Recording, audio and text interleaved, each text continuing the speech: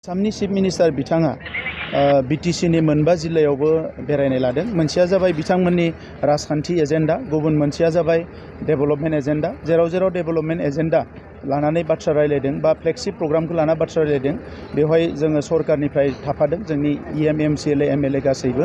आरो बेवहाय मेनलि आसाम गभर्नमेन्टनि जिखिनि फ्लेगशिप प्रग्राम दङमोन, बियो मोगथाङाव महर मोननांगौखौ लानानै चिफ मिनिस्टार बिथाङा रायलायदों। गुबुन जोंनि ट्रेन्सफार साबजेक्टफ्राव बेयाव जेबो रायलायाखै। दा बे हिसाबै जोङो मिजिंथिदों, जिहेतु बिथांमोना फ्लेगशिप प्रग्रामफोरखौ आइजोफोरनि थाखाय सोरनिबा थाखाय हरदों, बे जाहाथे मोगथाङाव महर मोनो। आरो जों काउन्सिलनिफ्रायबो प्राय 30 गासै 30थासो जोंहा फ्लेगशिप प्रग्राम दङ, बेखौबो जोङो इमप्लिमेन्ट खालामगासिनो दङ। राजखान्थि हान्जाया जायानो जाया मानो, बिथांमोना बयहाबो खुंथायाव फैनायनि मोनसे गोसो थायो। दा बेवहाय बयबो खामानि मावगासिनो दङ। जोंबो खामानि मावदों, बिजेपिआबो मावदों, बिपिएफआबो मावदों, कंग्रेसआबो मावगोन। दा बिनि गेजेराव रायजो राजाफ्रा नायगोन जे थांनाय 4 बोसोराव बा बिनि सिगाङाव सोर मोजां खामानि मावदों।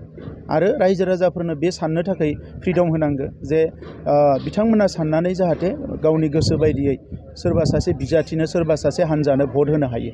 दा बेखौनो जों इउपिपिएलनिफ्रायबो खामानि मावबाय थादों। आंहा फोथायनाय दङ जे जिहेतु बे 4.5 बोसोराव जोङो गोबां खामानि मावबाय, रायजो राजाफोरजों दुखु सुखुआव थाबोबाय। आगोलफ्राव जाय खामानि गोबां जों मावबाय, हारिनि थाखायबो गोबां खामानि जों मावबाय। बे हिसाबै जोंनि हारिल' नङा, जोंनि हारिजों लोगोसे गुबुन हारिफ्राबो खावसेनिख्रुइ बारा जोंजोंनो थाफागोन। आसामनि चिफ मिनिस्टार बिथाङा बिटिसिनि मोनबा जिल्लायावबो बेरायनाय लादों। मोनसेया जाबाय बिथांमोननि राजखान्थि एजेन्डा, गुबुन मोनसेया जाबाय डेभेलपमेन्ट एजेन्डा। जेराव डेभेलपमेन्ट एजेन्डा लानानै बाथ्रा रायलायदों बा फ्लेगशिप प्रग्रामखौ लाना बाथ्रा रायलायदों, बेवहाय जोङो सरकारनिफ्राय थाफादों, जोंनि इएम एमसिएलए एमएलए गासैबो।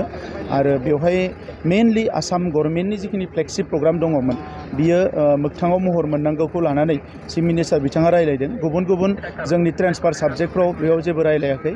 दा बे हिसाबै जोङो मिजिंथिदों, जिहेतु बिथांमोना फ्लेगशिप प्रग्रामफोरखौ आइजोफोरनि थाखाय सोरनिबा थाखाय हरदों, बे जाहाथे मोगथाङाव महर मोनो।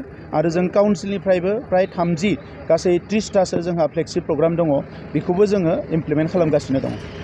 राजखान्थि हान्जाया जायानो जाया मानो, बिथांमोना बयहाबो खुंथायाव फैनायनि मोनसे गोसो थायो। दा बेवहाय बयबो खामानि मावगासिनो दङ। जोंबो खामानि मावदों, बिजेपिआबो मावदों, बिपिएफआबो मावदों, कंग्रेसआबो मावगोन। दा बिनि गेजेराव रायजो राजाफ्रा नायगोन जे थांनाय 4 बोसोराव बा बिनि सिगाङाव सोर मोजां खामानि मावदों।